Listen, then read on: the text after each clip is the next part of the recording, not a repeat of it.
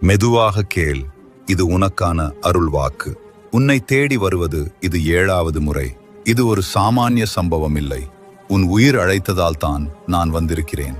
Honey, பல நாட்களாக மனதில் சுமை வைத்திருக்கிறாய்.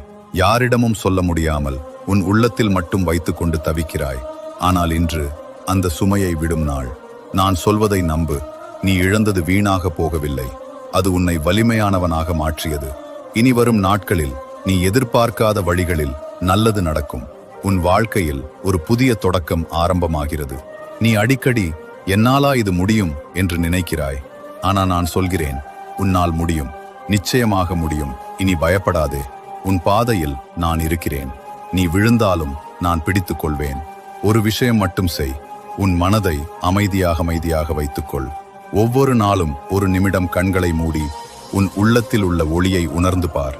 அதுதான் நான். அதுதான்